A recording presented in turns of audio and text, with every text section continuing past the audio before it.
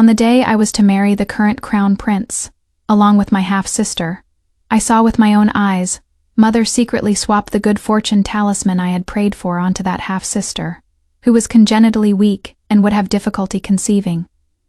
I pretended to be completely unaware. I turned around, drank a large bowl of sterilization medicine, took off that bright red wedding dress, and climbed straight onto the bed of the all-powerful director eunuch, Shen Mu-Han. In my previous life, after discovering the spiritual talisman had been swapped, I raised hell on the spot. My mother, helpless, only then returned the good fortune spiritual talisman, but after marriage, my half-sister Su Qianyan still gave birth to 3 imperial grandsons one after another, while I could only discharge black, foul-smelling dead blood. The crown prince, in a fit of rage, determined I was an ominous sign, ordered people to chop off my hands and feet, turn me into a human swine, and throw me onto the streets to be number by anyone. After death, my soul floated in mid-air, and I watched with my own eyes as my mother hugged my concubine-born younger sister, who had become the crown princess, affectionately calling her Juar, but Juar was clearly my childhood name. I look 9/10 like my mother, so why would she take my concubine-born younger sister as her daughter? When I opened my eyes again, I had returned to the day my mother secretly swapped the spiritual talismans. Amidst the deafening sound of gongs and drums, His Highness the Crown Prince personally arrived at the manor. But I cast my gaze towards that ice-cold Lord Director behind him. "Lord Shen, I beg you to take me in." The sound of drums and music outside the door grew closer and closer. I suddenly opened my eyes and found the good fortune talisman on my neck was already gone. Mother was in a great mood, beaming with smiles as she helped me and my half-sister, Su Qianyan, put on our bridal veils. "You sisters are fortunate to be marrying His Highness the Crown Prince as secondary consorts on the same day. In the future, you must support each other. The Crown Prince still has no heir, and Her Majesty the Empress has said before, whoever can first give birth to the eldest imperial grandson will be the Crown Prince's primary consort. The glory and wealth from this are immeasurable." I pushed away Mother's hand as she tried to put on my veil, and looked at her with a cold gaze. Mother was taken aback, her expression immediately becoming unnatural. "Jur, what is wrong with you? Are you feeling unwell somewhere?" "That is right. In my past life, Mother also put on this same concerned look. After I found the good fortune talisman was missing, I was extremely anxious and immediately made a scene without a care for anything, demanding the doors be closed for a search. Mother originally tried to argue that I had lost it myself, but Su Qianyan's furtive movements to hide it didn't escape my eyes. After the matter was exposed, Mother made an excuse, saying she had been too busy these past few days, and had confusedly mistaken my good fortune talisman for Su Qianyan's peace talisman. In front of everyone, Mother returned the good fortune talisman from Su Qianyan's person to me. I took it with me into the Eastern Palace, originally thinking it was all just a misunderstanding. But 3 years after the marriage, Su Qianyan, who had been weak and sickly, actually gave birth to 3 imperial grandsons in succession. And my belly also swelled up 3 times, but in the end could only discharge lifeless, foul blood. The Crown Prince was furious, and gave me to his guards to toy with as they pleased. With a different man. I soon became pregnant again, but still couldn't give birth to a normal child, only able to push out a mass of rotten flesh. But Su Qianyan, at the very same moment I was giving birth, gave birth to a rare pair of boy-girl twins. The Crown Prince was overjoyed, and immediately made Su Qianyan the official Crown Princess. I was seen as an inauspicious monster, had my hands and feet chopped off, was thrown onto the streets, and died after suffering endless number after I died. I even saw my mother, who had doted on me to the bone since I was little, call Su Qianyan by my childhood nickname. My gaze kept shifting back and forth between my mother and Su Qianyan, sizing them up. They don't look alike. Mother also doted on me the most since I was little, but why, when I was clearly Mother's legitimate daughter, would she help my younger half-sister harm me? I now suspect that the good fortune spiritual talisman I worked so hard to get had already lost its power after being touched by Su Qianyan. After all, in my past life, I clutched it tightly and still didn't get a good end. Instead, I just paved the way for Su Qianyan. This time, I chose not to make a fuss about the lost spiritual talisman. I tentatively opened my mouth. It is nothing, Mom. I don't want to marry the crown prince anymore. Su Qianyan's expression suddenly changed. Me mother was still trying to coax me. Jure, the crown prince's bridal sedan is almost here. You and the crown prince were childhood sweethearts, and he has always had feelings for you. Why do you suddenly want to call off the wedding? Could it be that you had a fight with the crown prince? The crown prince is a man. He doesn't understand a girl's thoughts. If you are so willful, how will you be the mistress of the Eastern Palace in the future? The Empress chose our family, precisely because your maternal grandfather's family is blessed with many descendants. If you marry the crown prince, you will surely be able to give birth to an imperial grandson. Thinking of the crown prince, Mirongheng, my heart clenched in pain again. I am the legitimate daughter of the Grand Tutor's manor, and grew up as innocent playmates with the crown prince. Mirongheng.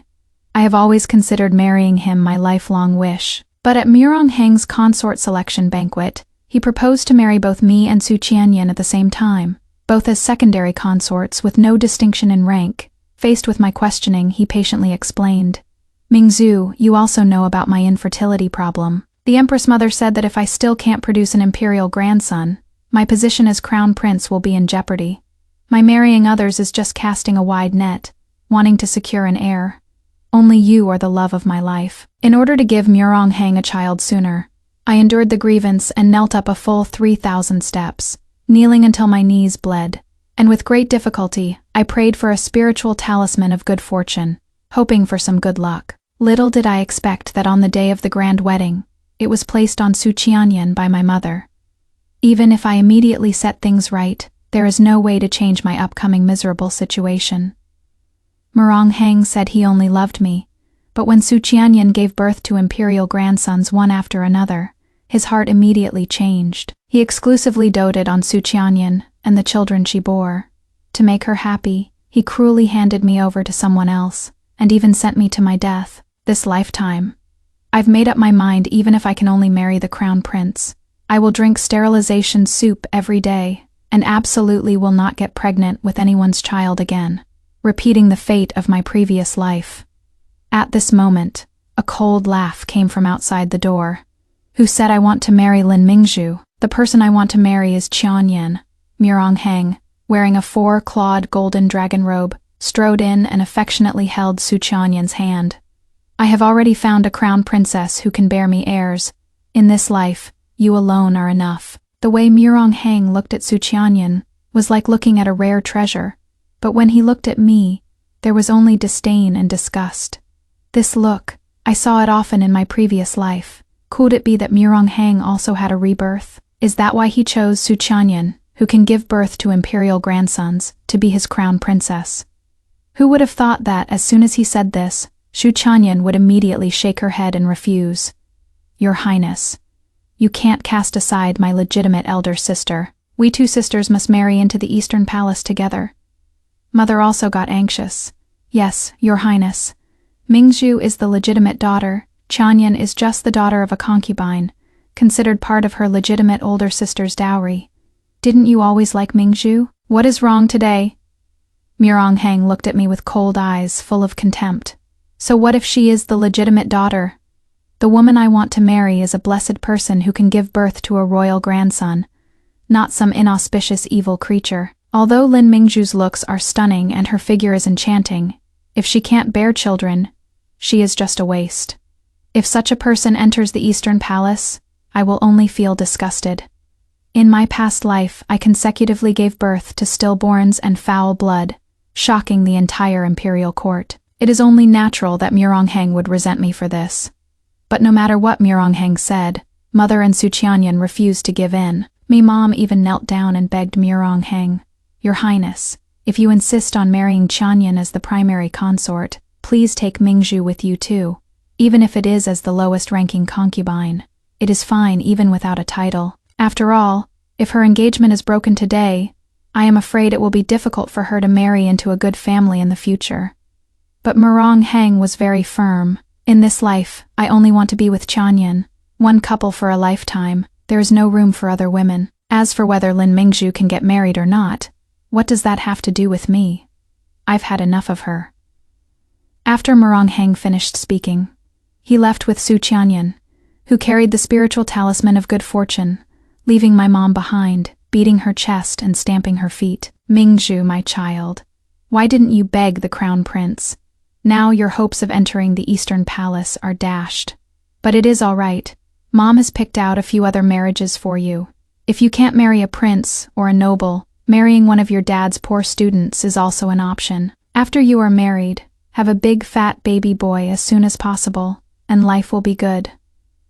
Looking at my mom's face, all worn out with worry for me, I couldn't help but wonder, would my life be good, or would Su Qianyan's life be good? Thinking about it this way, the key to Su Qianyan being able to give birth to a royal heir must be that I also have to get married and have a child.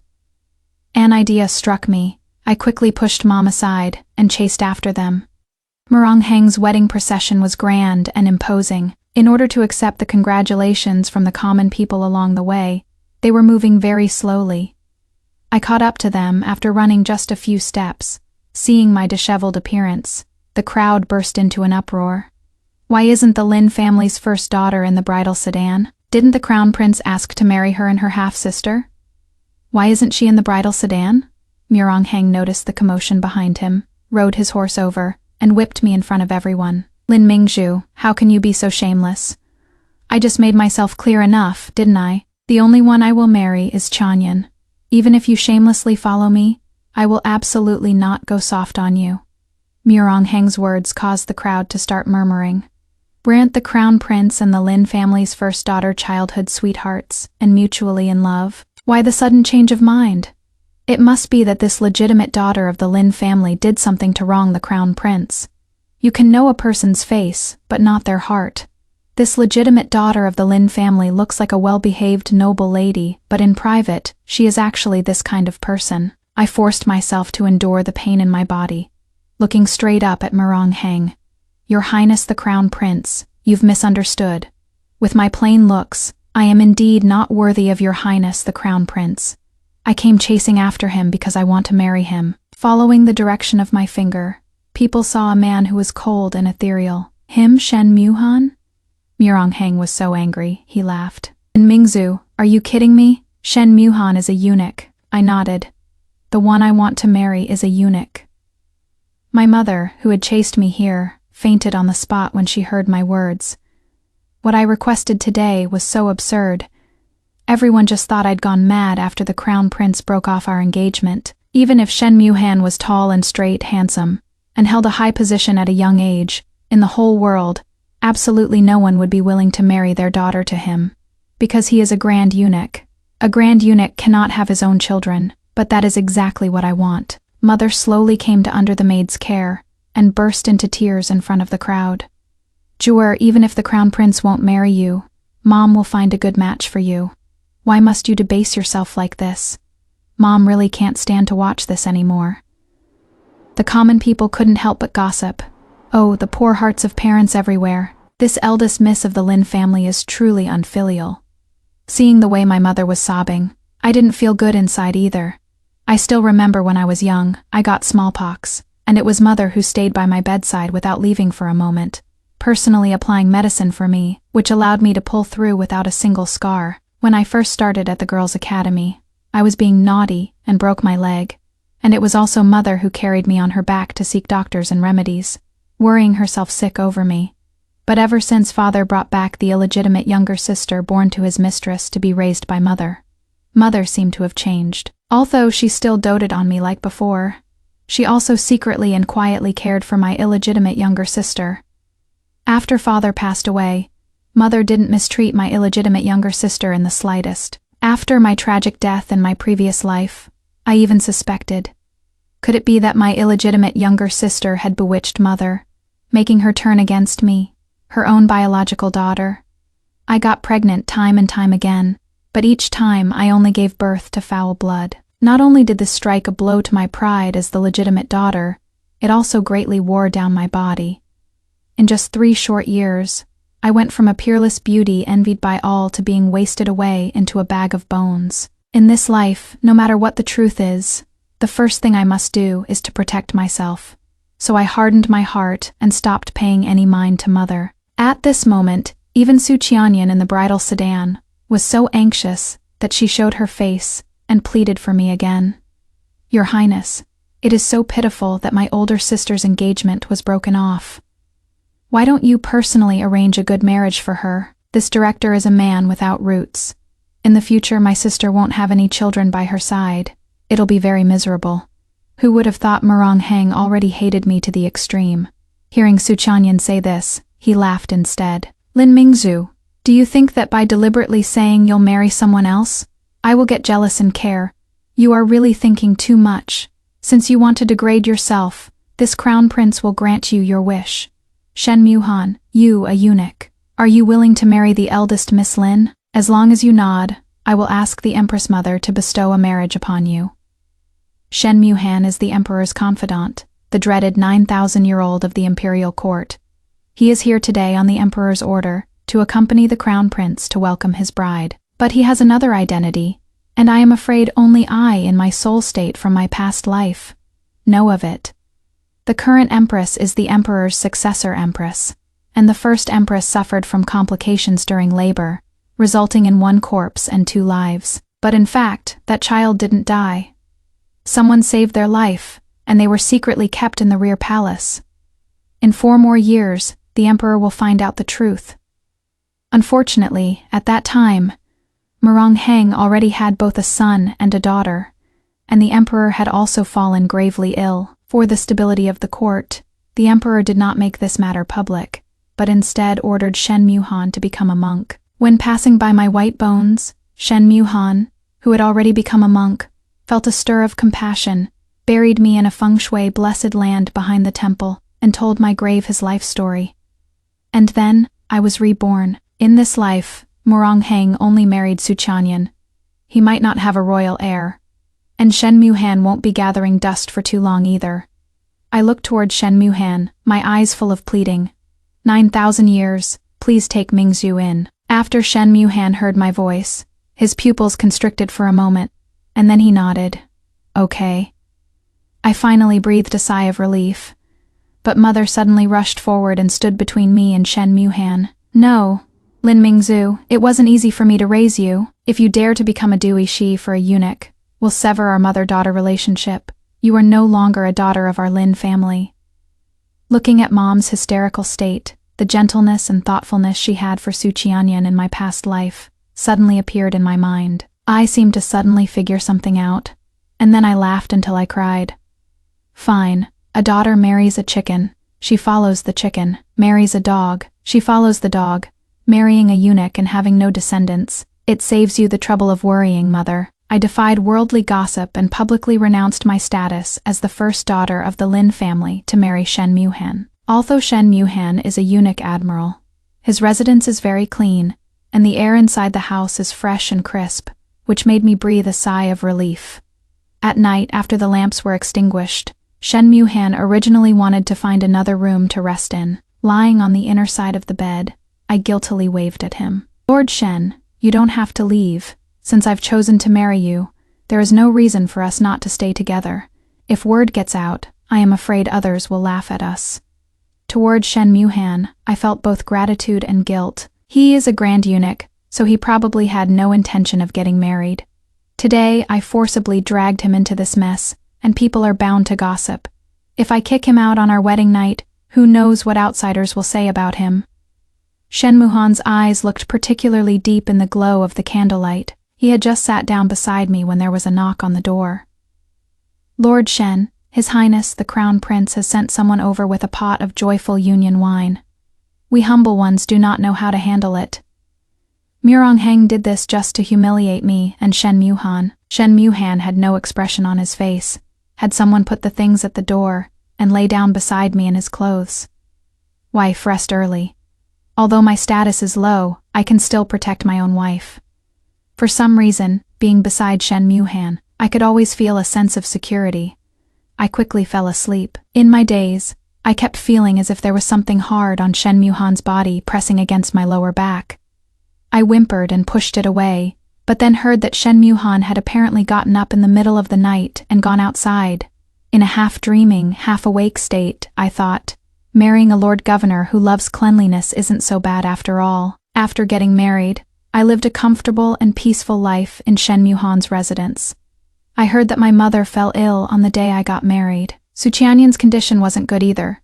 She didn't get pregnant quickly like in her past life, but instead requested a decree from Mirong Heng to return to the Grand Tutor's residence to personally care for mother while she was sick. Rumors were spreading outside that I was an ungrateful wretch, truly heartless towards my own mother, even worse than a daughter born of a concubine. I didn't care about this at all, rethinking the events of my past life.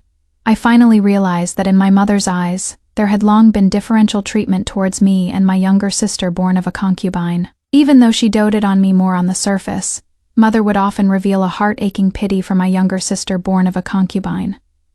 After I died, the way mother held my younger sister born of a concubine was definitely an action that only a biological mother would do. It was as if Su Qianyan was her real daughter, and I was just a fake young lady who had stolen the cuckoo's nest. If mother harmed me to secure the position of crown princess for my younger sister born of a concubine, then this time I voluntarily stayed away from the battlefield. I've given both the positions of the Lin family's legitimate daughter and the crown princess to Su Qianyan. Let's see if she can still get pregnant with the crown prince's child. A month has finally passed peacefully. Shen Muhan and I have also been getting along harmoniously. The virginity mark on my arm was as bright red as ever. This time, I have finally changed my own destiny. But during lunch on this day, looking at a dish of steamed pork belly on the table, I suddenly started vomiting non-stop. Shen Muhan thoughtfully brought me fresh water to rinse my mouth. At this moment, a young eunuch from outside came to report. Lord Shen, the crown princess has been found to be pregnant. His Majesty is overjoyed, and has specially arranged a celebratory banquet, requesting you and your wife to attend as well. Hearing this news, I just felt my vision go black, and my whole body couldn't help but turn cold. Why in this life, when I've clearly remained a virgin, have I still fallen into Su Qianyan's trap? I remember in my past life, when my half-sister and I were pregnant at the same time, my morning sickness was very severe. I almost vomited blood from my throat, unable to sleep peacefully night after night. In the end, my belly started turning black and purple, making people afraid just by looking at it. But my half-sister became more and more radiant, her limbs slender as if she wasn't pregnant at all. In my chaotic mind, something seemed to become clearer the more I thought about it. Shen Muhan saw that I wasn't feeling well, and immediately sent for a doctor, wanting me to rest at home. But I shook my head. To verify the suspicion in my heart, I must go to today's palace banquet. Husband, it is nothing. My liver fire has been a bit excessive lately. Could you get me some pills that clear heat and cool blood to reduce the fire? At the banquet celebrating the crown princess's pregnancy, my half-sister Su Qianyan was wearing the magnificent auspicious robes of a crown princess, sitting in the most conspicuous spot, accepting congratulations from everyone. The empress was all smiles, praising her endlessly. Originally, when the crown prince insisted on marrying a concubine's daughter as his primary consort, I was a bit displeased, but now it seems Qianyan is truly a fortunate one, to have gotten pregnant with the crown prince's child so quickly. My half-sister smiled and adjusted the phoenix hairpin on her head, saying shyly, "It is all because the crown prince is so capable." Mirong Heng was clearly very pleased by this, treating Su Qianyan with even more gentleness and consideration, to the envy of others. Mother was also among those invited today. She personally embroidered a large cloak, for fear that Su Qianyan would catch a chill or get cold during her pregnancy. Shen Muhan was busy attending to the emperor, and I sat alone in a corner, as if deliberately forgotten by everyone. Su Qianyan's gaze swept over to me, and she smugly curled her lips. "Give some of my food to my elder sister." She married the director eunuch, so I imagine it must be hard for her to eat such fine ingredients now. Look at her face, it is as pale as paper. Mother looked over, following her words, her face full of displeasure towards me. "Qianyan is still kind-hearted.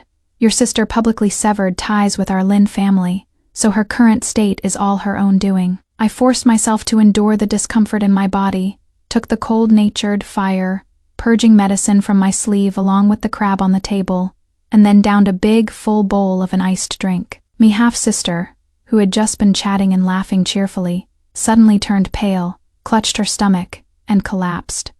Ah!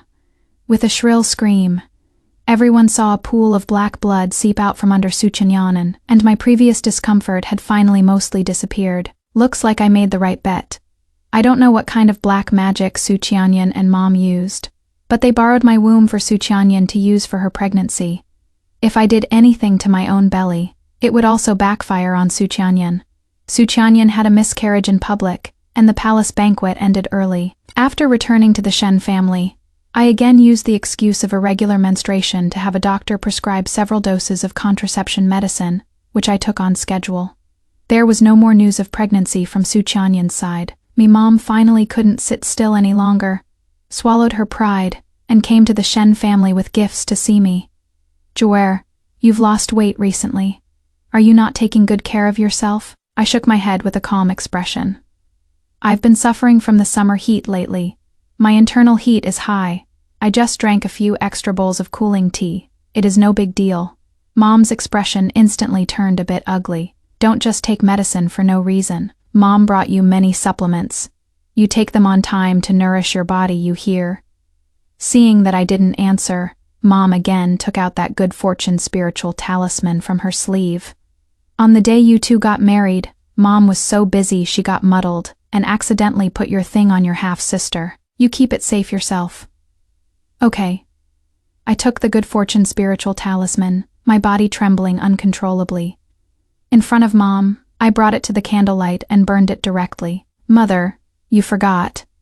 I married the Director General and don't have to bear children anymore, so this good fortune talisman is of no use.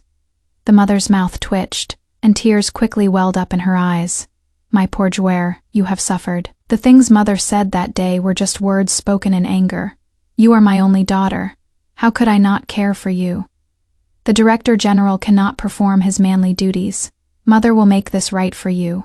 You should get a divorce and choose another husband. Although it might be a bit difficult to be a principal wife now, with our family status and your younger sister's current position, it would also be good to become a noble concubine to someone. I looked at Mom coldly, and only then did I figure out her intention for insisting on choosing a husband for me. If I had married a normal man, consummated the marriage, and had symptoms of pregnancy, I would have only thought I was normally pregnant, and absolutely wouldn't be like now, drinking some herbal tea and medicine that is bad for the stomach. I picked up the tea, assuming a posture to see the guest out. Mom, you don't need to say anything more about choosing another husband in this life. I've married the Commander-in-Chief, so I'll always be the Commander-in-Chief's wife, and I'll absolutely never have a change of heart. Mom, you don't need to come again in the future. Mom left with a deathly pale face. I looked up, only to see Shen Muhan standing in the shadows, not knowing how long he had been listening. That night, Shen Muhan acted out of character. He didn't go take a cold shower again, but instead, very oppressively enveloped me beneath his arms. Mingzhu, I have a secret that I've never told you. I heard everything your mother said when she came over today. Do you really want a child too? Actually, I can? Shen Muhan told me his life story. Back then, the first empress had a difficult birth, and it was originally supposed to be one corpse, 2 lives. But a loyal eunuch saved the little prince's life and raised him in the inner palace as a young eunuch. Shen Muhan is the Lord Director in name, but he was never castrated. He has normal male functions. Shen Muhan hadn't originally planned on telling the truth, but he couldn't bear to see my youth be wasted. But upon hearing his words and feeling the heat from a certain part of him, my expression suddenly changed, and I fiercely shoved him away. No, we can't. A trace of hurt flashed across Shen Muhan's face. He thought I was disgusted by him. So his eyes immediately darkened, and he put on his outer robe about to leave. I bit my lip and grabbed his hand again. Actually, I have a secret too. Do you believe that people can be reborn? Shen Muhan had been kind to me in my past life, so I trusted his character. So I told him about how I was schemed against by my mother and half-sister, and that I would die a horrible death as soon as I got pregnant.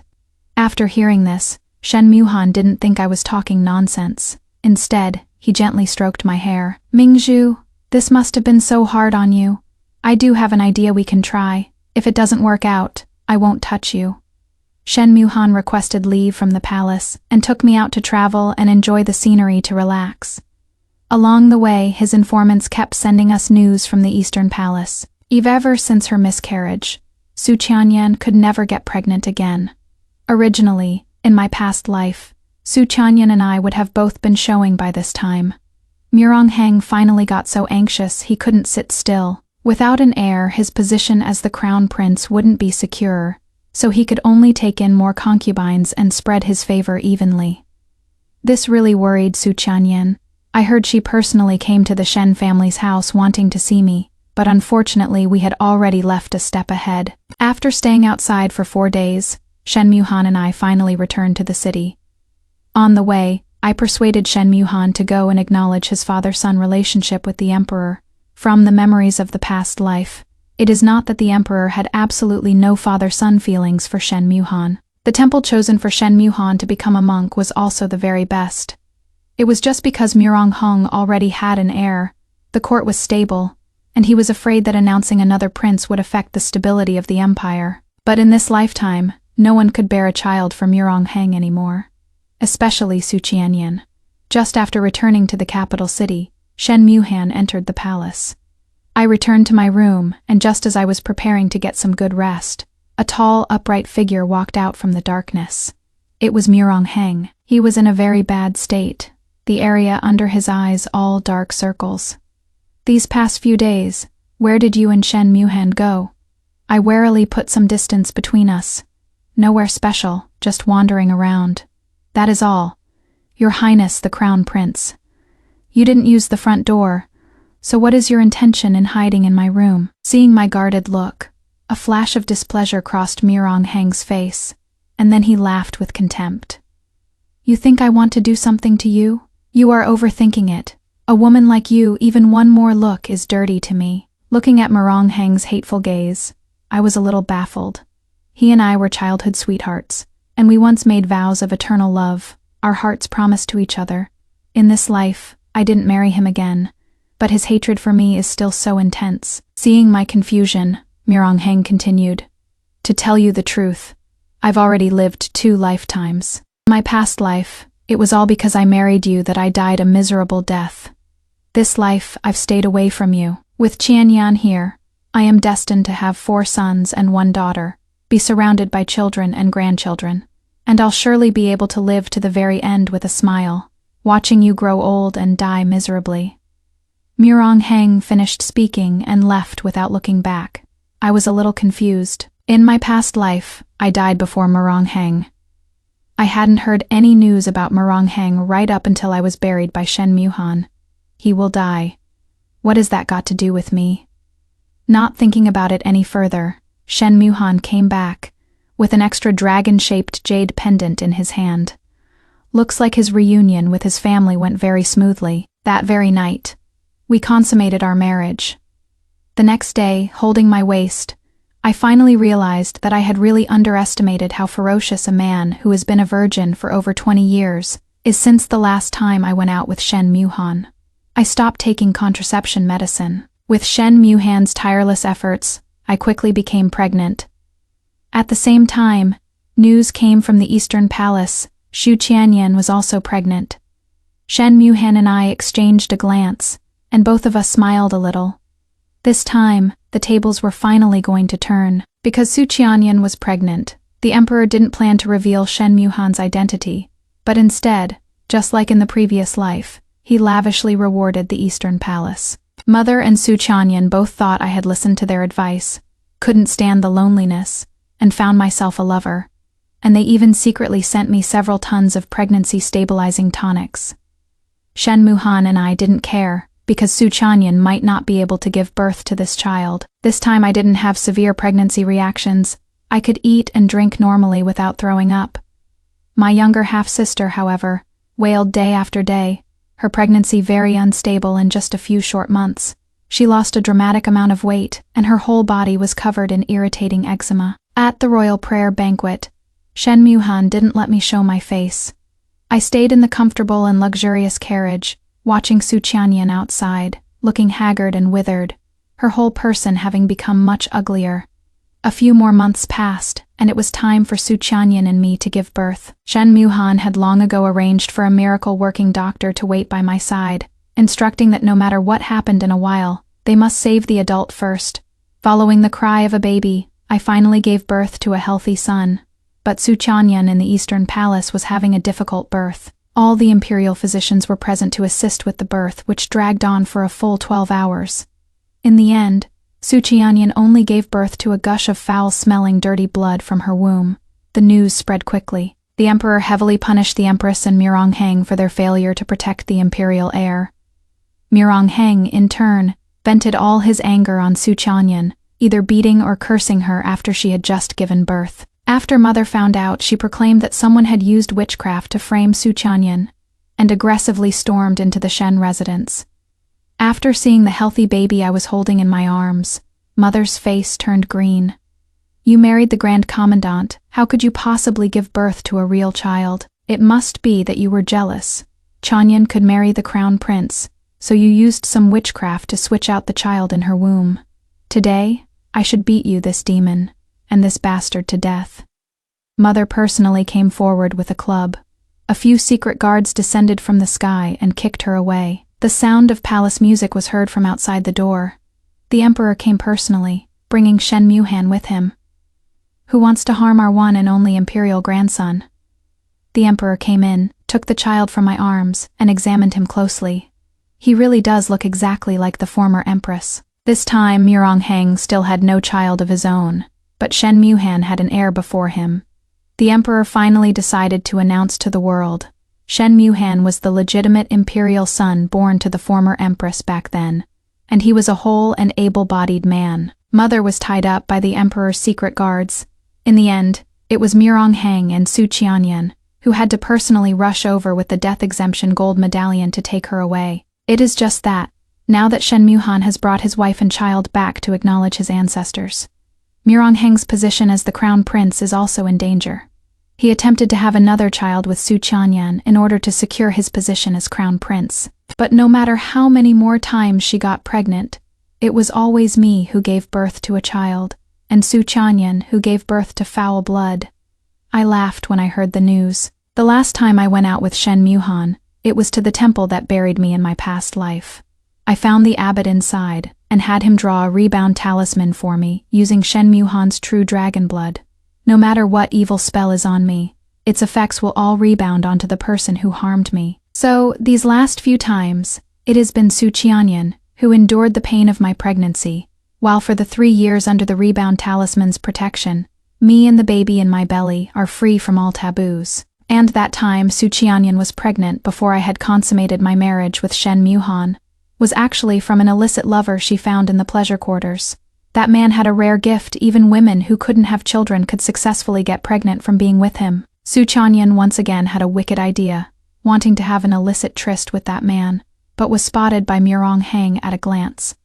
Later I heard from Shen Muhan that after Mirongheng saw that man's face, he went crazy, muttering, "So it was you." First he subjected that adulterer to death by 1,000 cuts, and then he strangled Su Chanyan to death with his own hands.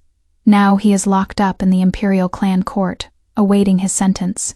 In these 3 years, I have given birth to 3 sons for Shen Muhan. The emperor has already decided to make Shen Muhan the crown prince, and I am the undisputed crown princess. Su Chanyan is dead. Mom, as if she had finally come to her senses, came crying to me again to make peace. The moment she pulled out a knife to stab towards my heart, I was already prepared, had people tie her up, and tore off the human skin mask on her face. Turns out she wasn't my real mother, but was that mistress of Dad's from back then. She killed my mother and disguised herself as my mother all these years. In reality, she was using me to pave the way for Su Chanyan. For the past 3 years, because Su Chanyan couldn't have another child, Mother frequently went to a place to perform rituals. Shen Muhan and I secretly went looking, and discovered a lone grave without a tombstone. Someone had placed a mother-child array on the white bones buried inside. The daughter of the white bones would become a vessel for the childbirth pain of the spellcaster's daughter. These white bones were my real mother. The fake mother was killed by my own hands. The magical array attached to my mother's skeletal remains was also broken. I moved my mother's remains back to the Lin family ancestral tomb, re-erected her tombstone, and lit an ever-burning lamp. Mother, your daughter has avenged you. Be reincarnated into your daughter's womb. This time, let me be the mother, and you be the daughter. Okay. 1 month later, I was pregnant again. The emperor passed away, Shen Muhan ascended the throne, and I became the empress. Shen Muhan had plenty of heirs, and issued an imperial edict to dismiss the harem. In this life, having me alone is enough. Murong Heng, who had been locked up in the Zhongrenfu all this time, now asked to see me. I went. These years of confinement had made Murong Heng age a lot. Seeing me, his face was full of tears. Mingzhu, I am sorry, I got it wrong. In my past life, it was Su Qianyan's lover who assassinated me, he said at the time. It was me who possessed his woman. I always thought that woman was you, so that is why I've hated you so much in this life. I heard you gave birth to 3 sons for Shen Muhan. I guess I just wasn't blessed. I touched my own belly and said coldly, the women of my maternal grandmother's family are naturally fertile. My constitution is one that can bear children for someone like you, who is fated to have no heirs. Su Qianyan and her mother coveted this very quality, which is why they cast demonic magic on me to create the illusion that she is the one with good luck in every pregnancy. Without me, you wouldn't have any children. I am pregnant again now, and it is twins. The one fated to have 4 sons and 1 daughter is me, not you. Murong Heng had already lowered his head in regret, tears streaming down his face. Later, sure enough, I gave birth to a pair of healthy and lively dragon and phoenix twins. And Murong Heng committed suicide in despair in the Zhongrenfu. Shen Muhan and I carefully raised our children to adulthood. Together we ushered in a golden age for the empire, and enjoyed a lifetime of prosperity. On his deathbed, Shen Muhan held my hand and started to speak deliriously. I passed by your white bones, made a wish to the gods, to grant you another life. I pulled at the wrinkles on my face and smiled. So it was because of you, huh? Shen Muhan and I died on the same day, at the age of 99. My husband's wife, who died 5 years ago, has come back. He, who had always been so proud, bowed his head and begged me to be his concubine. The pair of stepchildren I poured my heart and soul into raising even saw me as an enemy. So I decided not to tell them that the ex-wife who just returned is currently 2 months pregnant. What is more unforgettable than a white moonlight is a dead white moonlight. I lowered my eyelashes and reached out my hand to number the fine sandalwood into the incense burner. Envying a dead person for the 101st time. Today is my birthday, and also Wen Wanning's death anniversary. To commemorate this gentle and virtuous former madam, the maids in the residence all took off their hairpins and rings and changed into plain clothes. Anyun, who didn't know, would think the Marquise's manor is holding a funeral. Peijing Zhou stood quietly in front of the offering table. After a long while, he suddenly reached into his clothes and pulled out a branch of peach blossoms in vibrant bloom. Wanning, I wonder if there are also these spring peach blossoms in the underworld. The old madam suddenly sighed, her aged voice full of reminiscence. Wanning loved this flower the most when she was alive. A crisp, clear voice suddenly interjected, reporting to the Marquis. This servant heard that in the underworld there are only spider lilies, no peach blossoms. Our village also has spider lilies. The elders all say they are scabby head flowers, and if you touch them, you'll get sores on your head. The sorrowful atmosphere instantly froze. I twitched the corner of my mouth, fiercely glaring at the maid beside me. Baozhu, shut up. Do not speak nonsense before the late madam's memorial tablet.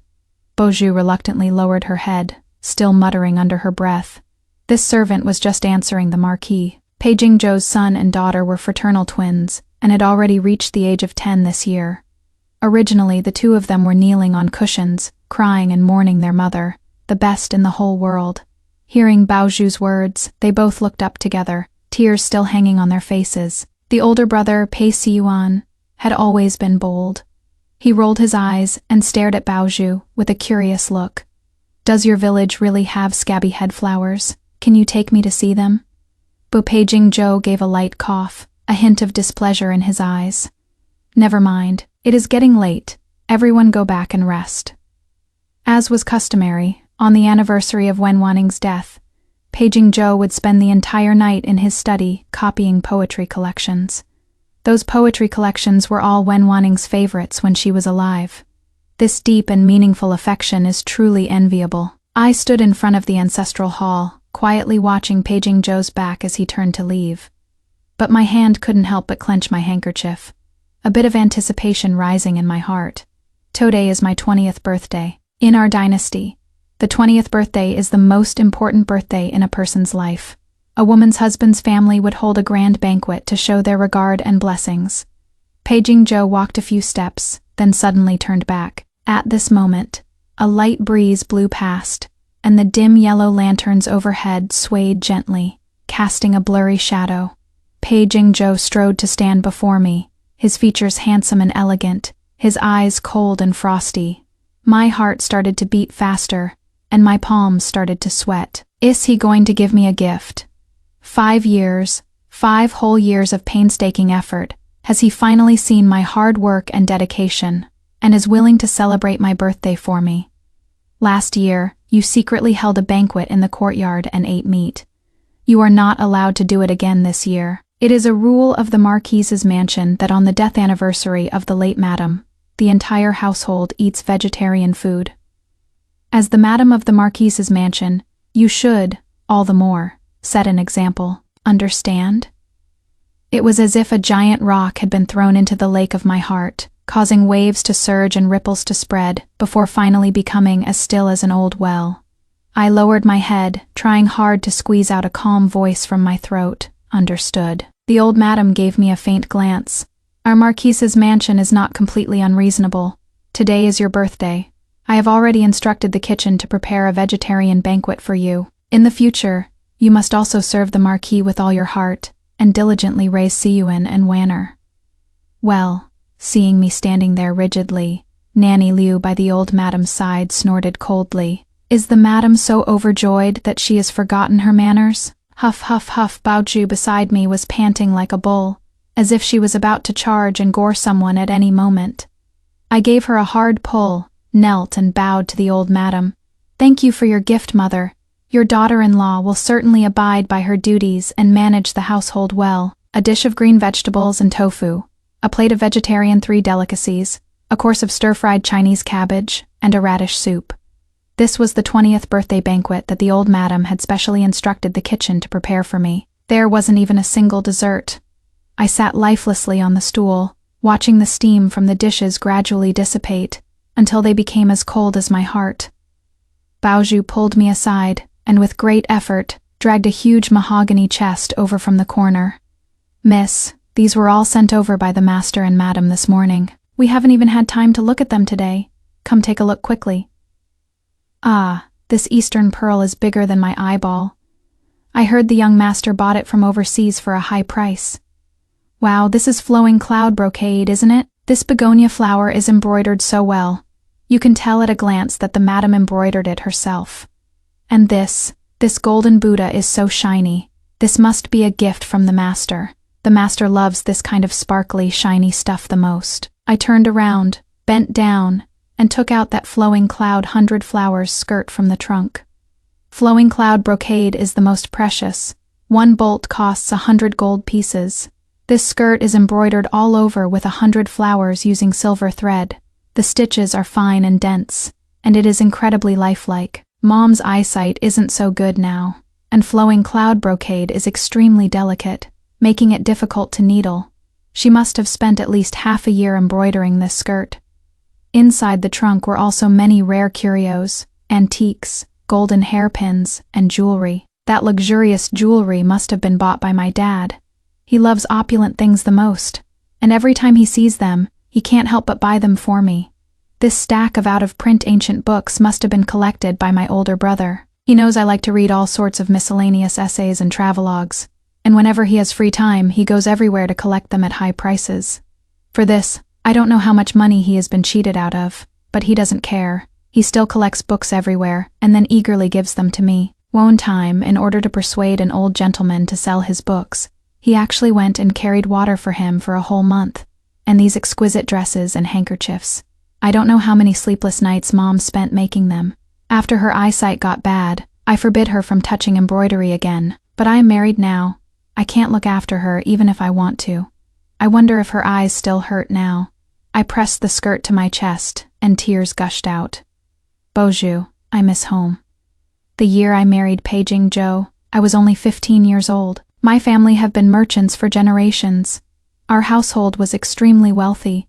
My parents, moreover, saw me as the apple of their eye, and had never thought about marrying me off so early.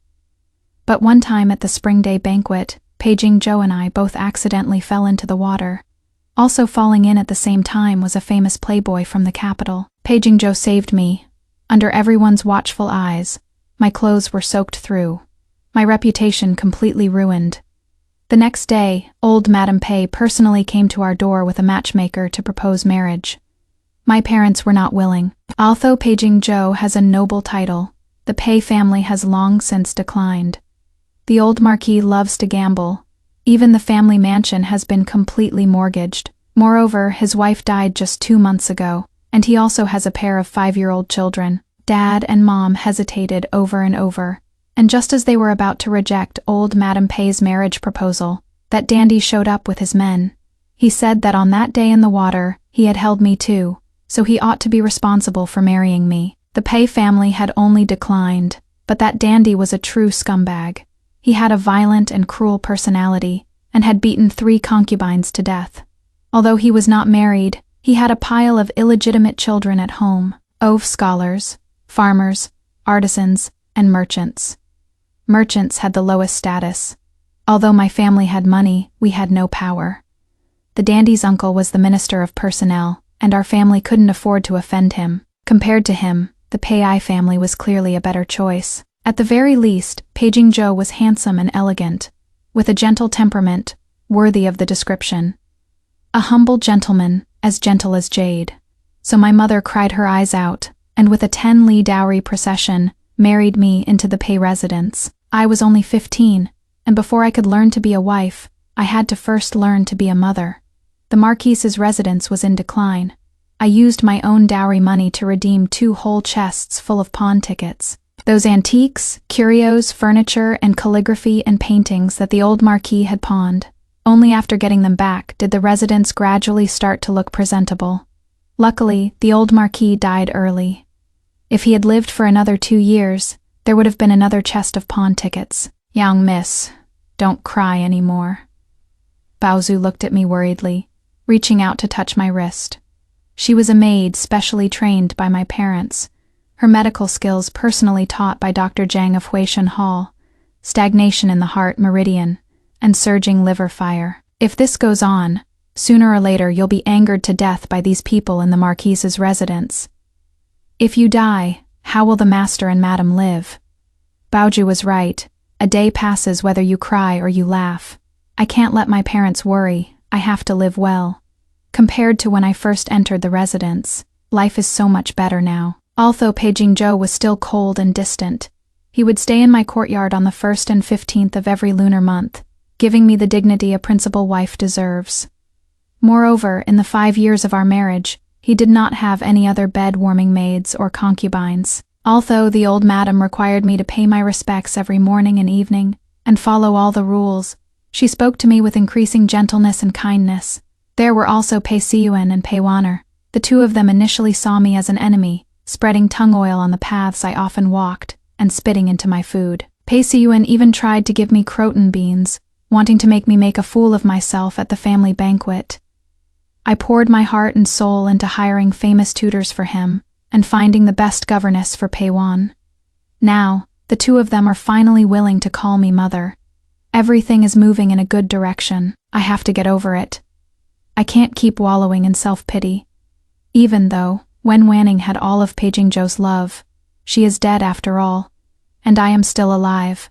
The day after Wen Wanning's death anniversary, Paging Joe will take me and the child to the temple to pray for her. After we got married, my family used a ton of gold and silver to buy him an official position.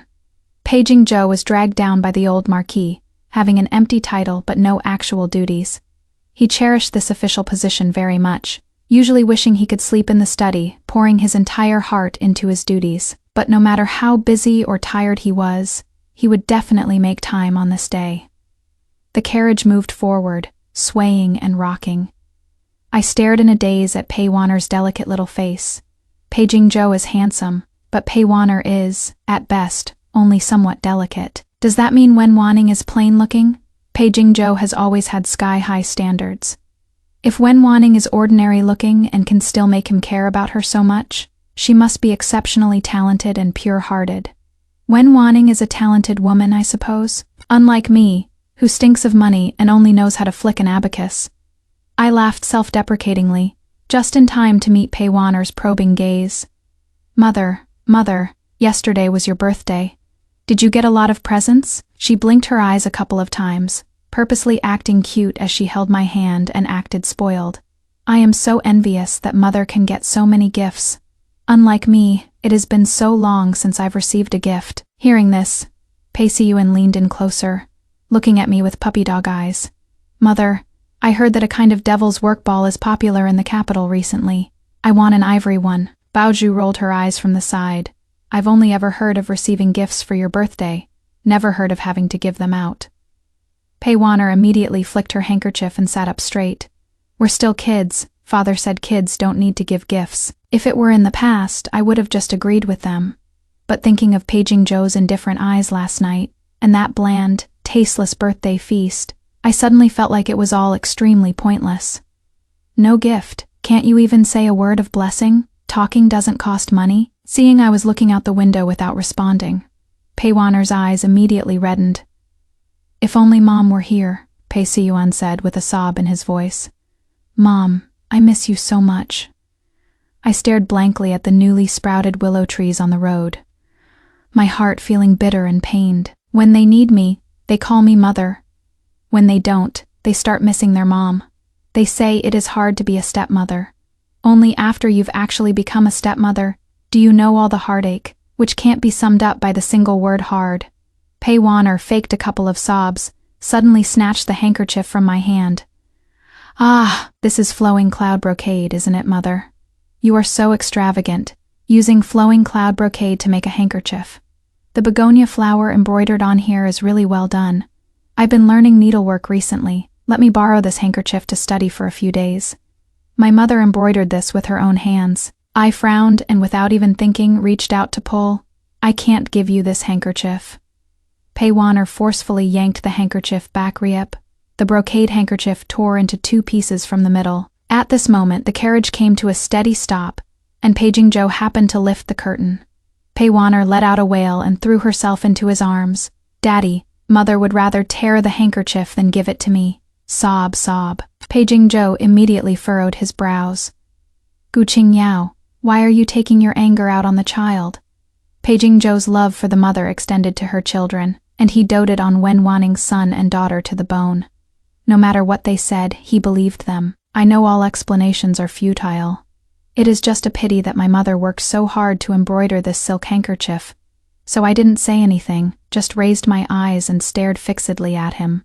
Paging Zhou was stunned for a moment, then immediately averted his gaze, helping Pei Wanner out of the carriage. In Huguo Temple, there is an ever-burning lamp that the Pi Manor lit for Wanning. It is laughable, but I was the one who paid to have this lamp lit after I married into the Pi Manor. The eminent monks of Huguo Temple have transcendent Buddhist powers, and it costs 100 taels of silver to light an ever-burning lamp for a year.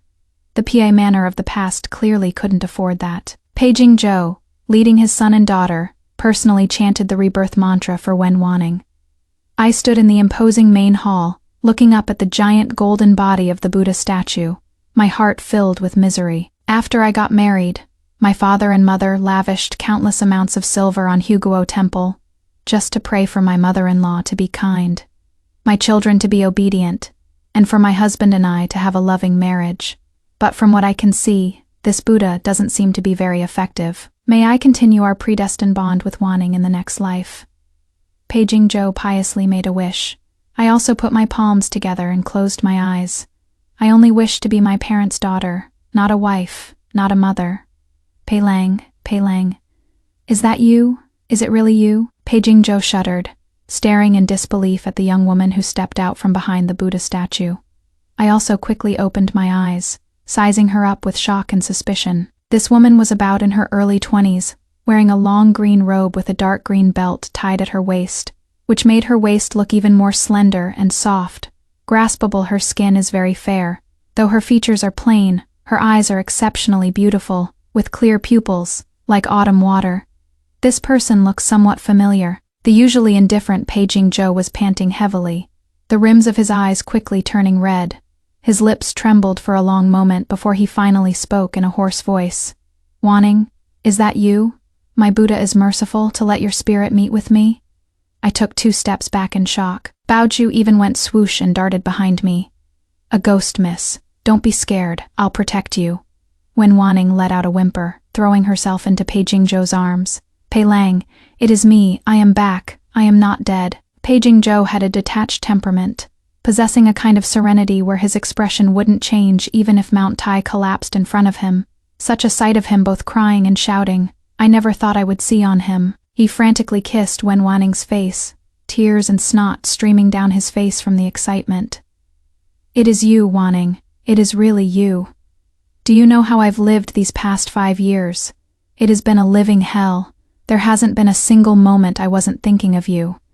I wish I could have just gone with you. How cruel of you, Wanning." He grabbed Wen Wanning's shoulders, and after roaring, he kissed her with abandon. Finally, the 2 of them embraced passionately, wishing they could meld the other into their own flesh and blood.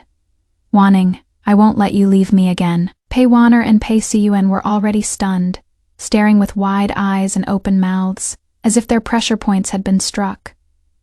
I stared at Paging Joe without blinking, unable to name my own feelings: shock, anger, heartache, confusion. The usually clever Baoju also had a dazed, "Who am I? Where am I?" expression. After a long moment, Wen Wanning and Paging Joe's emotions finally calmed down a bit. Paging Joe led her by the hand to the 2 children. "Wanner Siyuan, this is your birth mother." Wen Wanning crouched down and pulled them into her embrace. "My poor children, mother is back. No one can bully you anymore." Pei Wanner was the first to cry out, "Mother." The family of 4 hugged together, once again crying in a heap. Baoju and I stood frozen to the side, not knowing whether to go or stay. "Miss, how much longer are we going to watch them cry?" Baoju scratched her head, asking me awkwardly, "Shouldn't you go have a cry too? What should you call her? The former madam?" It was then that Wen Wanning finally saw me. Paging Joe pulled her, completely at a loss, as if he didn't know how to start introducing me to her. "Wanning, this is after trying for ages. They still couldn't say my identity out loud. I never knew I was a person so hard to mention." Baoju put her hands on her hips, glaring at Wen Wanning. "My young lady is the wife Marquis properly and officially married, the current madam of the Marquise's manor." The moment she finished speaking, Wen Wanning's eyes rolled back, and she fainted to the ground. Paging Joe was both shocked and furious. He swung his hand and slapped Baoju across the face. Number. If Wanning dies, I'll have you buried with her. Why aren't you going to get a doctor yet? Baoju has been with me for 15 years. I could never bear to touch a single finger of hers." I squatted down, helped up Baoju, who had been knocked rolling onto the ground, my whole body trembling with anger. Baoju covered her face, quickly scrambled up, and came to Wen Wanning's side. "I know medicine. I will treat the late madam immediately. This girl is afraid that Paging Joe will take his anger out on me." I clenched my fists, feeling hatred for Paging Joe for the first time. Young and yearning for love, when we first got married, I too had expectations for life in the Pei mansion. Paging Joe had an outstanding demeanor and a handsome face. He had always been the dream man of countless maidens in the capital. Now, a man like this has become my husband. My first man, falling in love with him, was an incredibly natural thing. Until one time in bed, he called me Wan Ning. The dream shattered, and I woke up too. I was once insanely envious and jealous of Wen Wan Ning, wishing that I was the one who had died. By now, I don't dare to dream of Paging Joe loving me anymore. But he should at least give me the respect I deserve. The former madam just fainted from being too agitated. It is nothing serious. Baoju pinched Wen Wanning's philtrum with her hand, and after pressing it a couple of times, Wen Wanning slowly woke up. She opened her eyes, teardrops hanging on her thick eyelashes.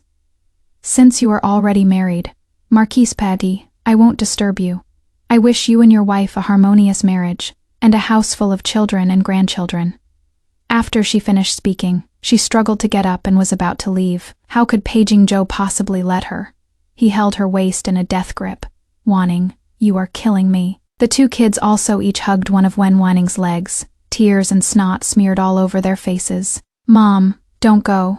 Don't abandon us." Paging Joe hurriedly brought Wenwaning and the two kids back to the manor. The carriage was crowded. He left a horse for me, and Baoju, whose temper was like a number bucket, was uncharacteristically silent this time and didn't fly into a rage. She just frowned hard, raising her head every so often to sneak a glance at me. "Miss, I think I sold the pulse." My mind was a mess. I didn't even catch what she said.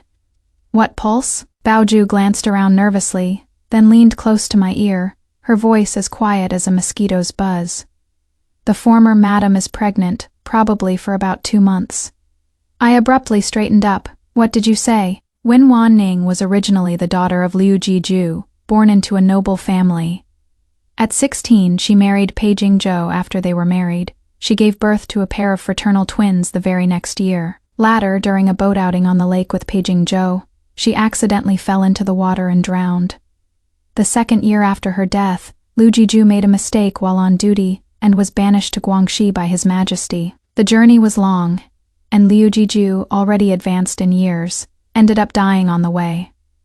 After arriving in Guangxi, Mrs. Liu couldn't acclimate to the new environment, was confined to her sick with a lingering illness, and passed away last year as well. The Liu family still has a son in Guangxi, who writes to Paging Joe every year to cry poor and ask for money. Since Wenwaning is already pregnant, why didn't she go to her brother for help, and came to find Paging Joe instead? Why did she come all alone? What about her current husband? Filled with numerous questions, Baoju and I rode our horses back to the PI residence. Along the way, all the servants in the residence were sizing me up with looks of both pity and curiosity.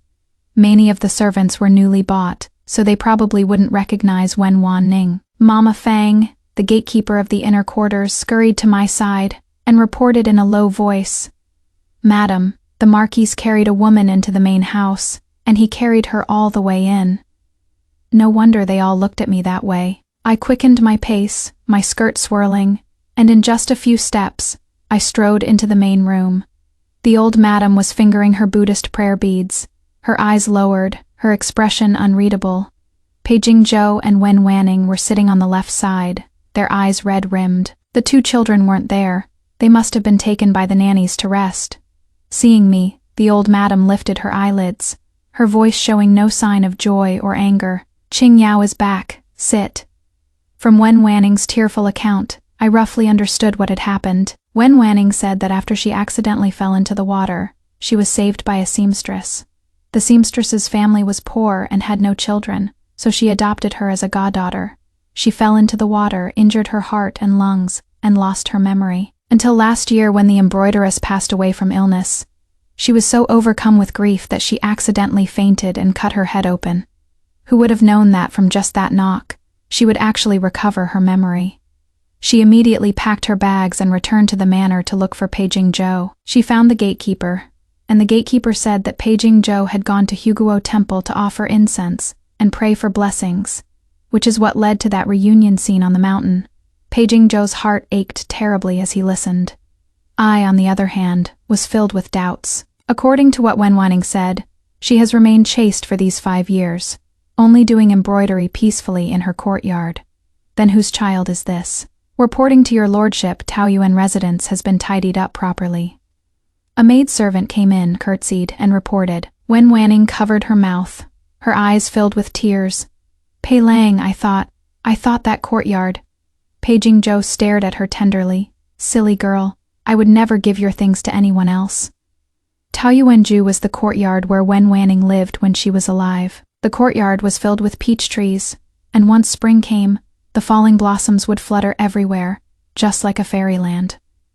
Since the courtyard has been tidied up, you can go down and rest for now. We'll talk about the specific matters tomorrow. The old madam rubbed the spot between her eyebrows, waving her hand to dismiss them. Paging Joe attentively helped Wenwaning out the door, not sparing me a single glance from beginning to end. Bozu stared at him with an indescribable expression. "Miss, tonight's afterglow is green. It is not only illuminating the marquise, but it is illuminating you too, this impertinent girl." I shot her a sidelong glance, then turned and strode outside. As for what is next, I need to think it over carefully. Paging Joe stayed the night at Daoyuan residence. I heard that they called for water 4 times during the night. Baozhu was hopping mad, cursing the adulterer number all morning. I thought I would be devastated, but my heart just gave a slight twitch, then quickly returned to calm.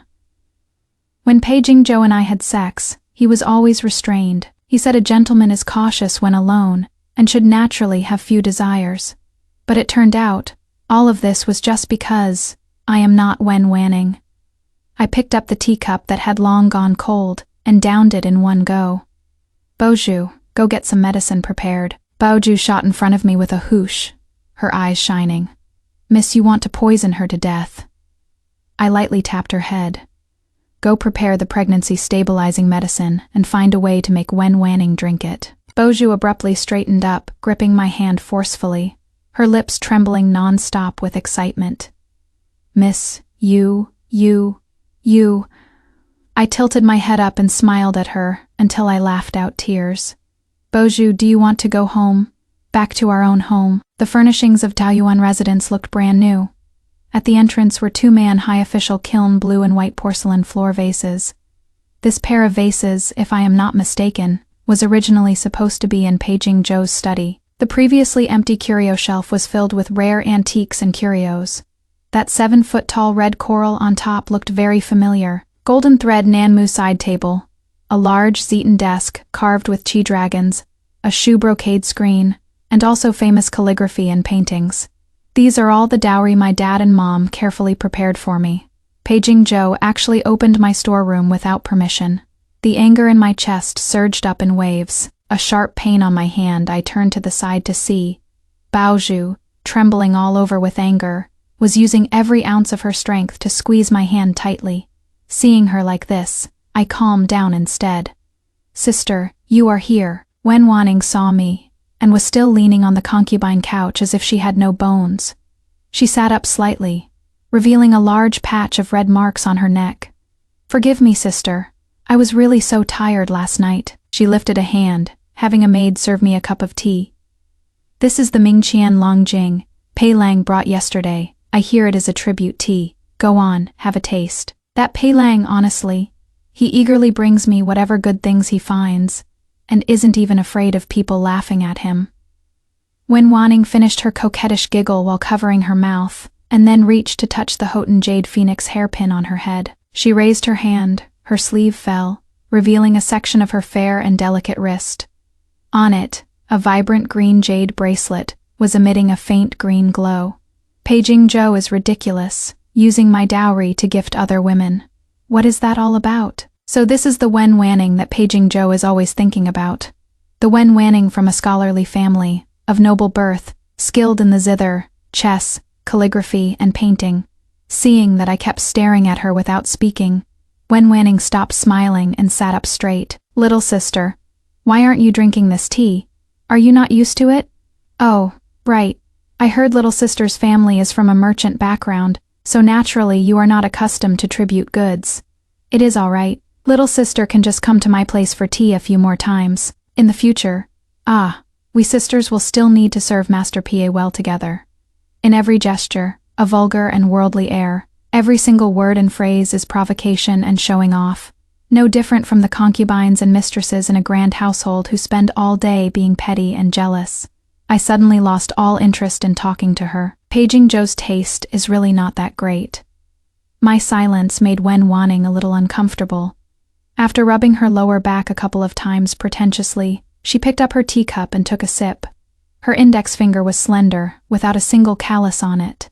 These are definitely not the hands of someone who does embroidery all year round. I had already gotten the answer I wanted, so I got up with Baozhu to take my leave.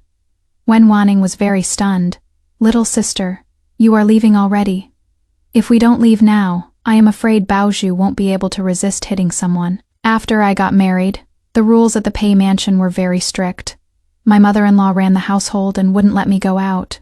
Except for holidays and festivals, I basically had no chance to go back to my parents' home. I didn't want my parents and older brothers to worry about me, so I've always only told them the good news and not the bad. Besides, the Pei family holds a noble title after all.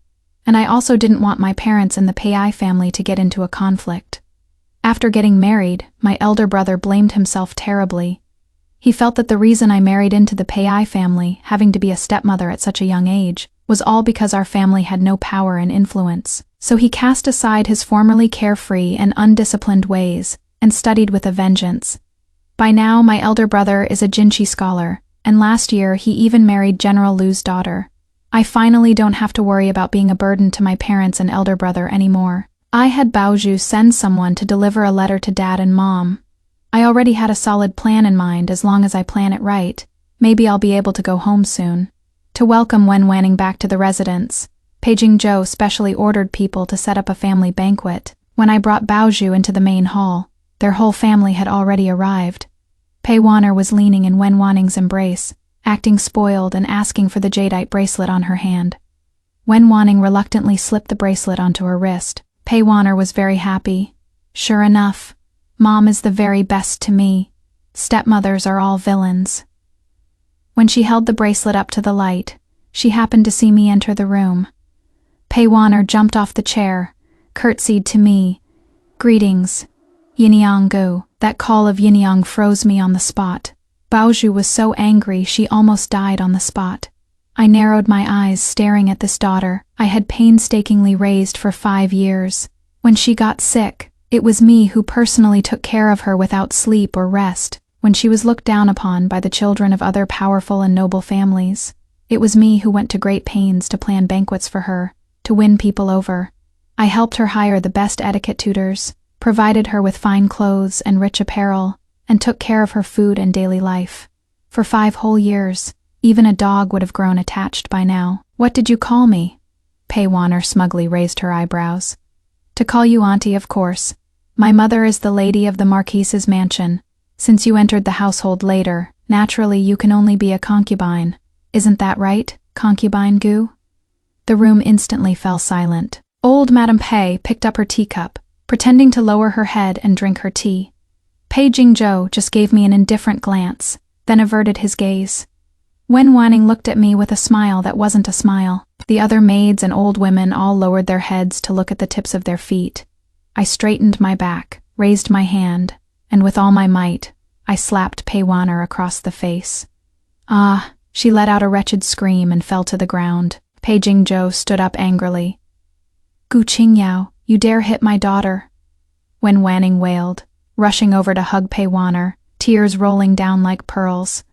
My poor Wanner, just how much have you suffered all these years? The old madam was still holding her teacup, like an old monk in deep meditation. I took out a handkerchief and wiped my palms, raising my eyes to stare coldly at Pei Jingzhou. I am your principal wife, whom you welcomed in with an 8-bearer sedan chair after opening the ancestral hall. It is my name written in the family genealogy. Even 100 years from now, you can only be buried with me. A concubine is like merchandise, to be bought and sold, of a lowly status. Pei Wanner insulted not just me, but the entire Marquise's mansion. I taught her a lesson, was I wrong? Pei Jingzhou was choked speechless by me. Hatred surged in Wen Wanning's eyes. You are just a second wife.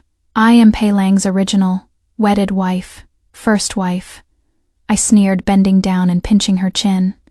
So what if you are the first wife? You were missing for 5 years. Who knows where you went? Is your innocence still intact? You say you came back from Tianjin, but I've heard bandits often roam that road. Don't tell me you were captured and taken up a mountain to be a bandit chief's wife for 5 years, were you? Bang! Pei Jingzhou smashed the teacup, the fury in his eyes almost scorching me. Shut up. The old madam finally stopped drinking her tea.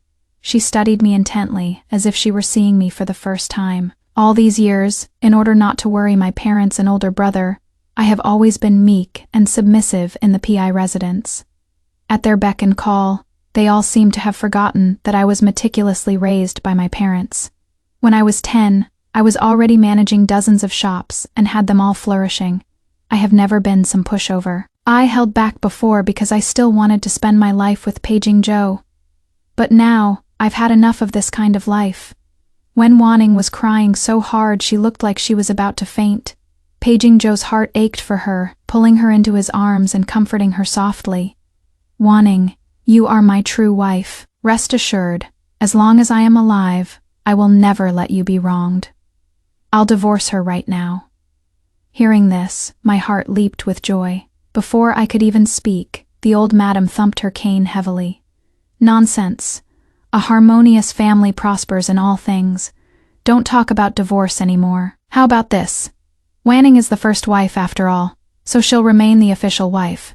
As for Qing Yao, you've been married into my Pei family for 5 years, and although you haven't given our family any sons or daughters, even if you have no great merits, you've worked hard, so just be an equal wife. As the daughter of a merchant, being an equal wife doesn't dishonor you. The laws of this dynasty strictly forbid polygamy. The so-called equal wife is actually just a noble concubine recorded in the family genealogy, only slightly better than an ordinary concubine. Noble concubines are mostly of good civilian status, and cannot be beaten, killed, or sold at will. The whole family eats my food, uses my things, and lives in my house. Yet they demote me from wife to concubine, and even act as if they're doing me a favor. I held down Baozhu, who was about to jump up, and glared at the old madam. "This matter can't be decided by the Pei family alone, can it?" The old madam nodded calmly. "It is right to inform your family. Someone, go invite the Zhu family over." In old Madame Pei's heart, my parents and older brother were all pushovers, one more than the other. All these years, no matter what outrageous demands the Pei family made, my family not only accepted them all without question, but if they asked for 10, my parents would even give 20. Pei Jingzhou thought this was all because my family were merchants, and that currying favor with the powerful was in a merchant's nature. The old madam deeply agreed. My parents' heartfelt love for their daughter was nothing but currying favor with the powerful and noble in their eyes. Thinking of this, my eyes reddened. In all these years of being married to Pei Jingzhou, it wasn't just me, even my family suffered a lot of their abuse. Before, I was afraid that a divorce would affect the Pei family's reputation, making it hard for my brother to find a wife. Now that I have a legitimate reason, I finally don't have to have so many reservations. After comforting Wen Wanning at the old madam's signal, Pei Jingzhou walked in front of me and lightly tapped the table. "Qing Yao, you come with me, I have something to say to you." How rare. If I remember correctly, this is the first time in our 5 years of marriage that Pei Jingzhou has taken the initiative to talk to me.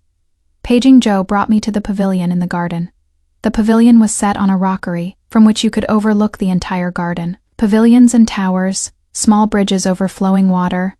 This was what I had craftsmen build in the style of southern gardens. The garden was filled with precious flowers and trees. Even the cobblestones for the paths were carefully selected. A new scene every 3 steps, a new picture every 10. This exquisite and elegant garden earned the Pei family a lot of face. "Qing Yao, I thought you genuinely loved me." Pei Jingzhou stood with his hands behind his back, a faint look of melancholy flashing across his face. Husband and wife for 5 years, we could be considered to have treated each other with respect. Like guests, search your heart and ask yourself, in these 5 years, have I ever treated you poorly? I looked up at Pei Jingzhou, stunned, almost unable to understand what he was saying. Pei Jingzhou sighed, walked over and took my hand. "Qing Yao, I know you've always been a reasonable person. You are not the type to be petty and jealous, unable to tolerate others. Wanning is gentle and virtuous. Can't you two just get along? Qing Yao, just do it for my sake, okay?" Pei Jingzhou's hand was warm and dry, but to me, it felt as disgusting as touching a toad's skin. I almost ground my back molars to bits before I managed to make my voice sound somewhat calm. "Husband, are you begging me? If you beg me earnestly, I might consider it." Pei Jingzhou furrowed his brow slightly, and then sighed. "Fine then, consider it me begging you." He bent down, cupped his hands, and bowed to me. Pei Jingzhou was tall and slender, a full head taller than me. The current height was actually quite suitable. I raised my hand and slapped him hard across the face. Pei Jingzhou stumbled, holding onto the railing of the pavilion. "Gu Qing Yao, you dare to hit me." I shook my hand. I'd used too much force and my palm hurt a little. "I didn't hit you, I just wanted to see exactly how thick-skinned you are. I've spent 5 birthdays at your residence and eaten 5 years of vegetarian banquets. How do you have the face to say you haven't treated me poorly?" Pei Jingzhou was furious. "On Wanning's death anniversary, You, as the succeeding wife, should have performed the rites of a concubine before her, and fasted on behalf of the main wife. What do you have to feel wronged about? The daughter of a merchant, truly crude and ill-mannered. I couldn't help but laugh. The pay residence being supported by the dowry of a merchant's daughter, now that is very refined. What Paging Joe hated most was me bringing up the dowry. His face turned ashen. He flicked his sleeve and strode away. Gu Qingyao, since you are unwilling to be an equal wife, then just be a concubine. Father, mother, older brother, and sister-in-law arrived extremely quickly. Also coming with them were my sister-in-law's father, old General Liu, Paging Joe's superior, and also the current capital prefect Lord Yang. Lastly was the P clan's patriarch. Granduncle P. Seeing so many people, the old madam's brow twitched, and she immediately instructed the maids and servants to serve tea and offer seats. In-laws, this is a family matter between our two families. Why must we trouble all these esteemed lords? The old madam smiled and glanced at my father, her eyes gloomy. Lord Yang, however, just stared at Wen Wanning. This is no family matter. The Jiu family is accusing Marquise Pi of marriage fraud. Marriage fraud is a serious crime, punishable by 3 years of exile and 20 strokes of the cane. Absurd. Paging Joe stood up, glaring angrily at my father and mother. I stood behind my mother, forcefully holding back my tears. Dad and Mom have grown much more haggard over the years, and my older brother, from a prodigal playboy, has grown into a refined gentleman.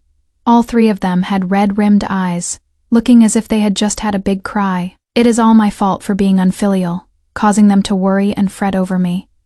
Paging Joe cupped his hands towards Lord Yang, suppressing his anger as he argued. Back then, my wife accidentally fell into the water, and I searched for a long time but couldn't find her. Everyone thought she was dead. We even held a funeral. How can this be considered marriage fraud? My dad let out a cold snort, stroking his beard. I've heard that Lord Pei and his former wife were exceptionally loving. Alive, I must see the person. Dead, I must see the corpse. So how is it that after searching for only 10 days to half a month, you went ahead and held a funeral? Since the former madam is still alive, then Lord Pei has committed the crime of setting aside his wife to remarry. Setting aside a wife to remarry is punishable by 5 years of exile and 30 strikes with the heavy plank. Dad had always been gentle and affectionate towards Paging Joe. Every time he saw him, he would call out, "Worthy son-in-law." Worthy son-in-law from afar. It was the first time Paging Joe had seen him this cold, and he was very unaccustomed to it. He cupped his hands and bowed to my dad. "Father-in-law, your words are too much for this humble son-in-law. This is all a cruel trick of fate, a misunderstanding." My dad's face immediately darkened.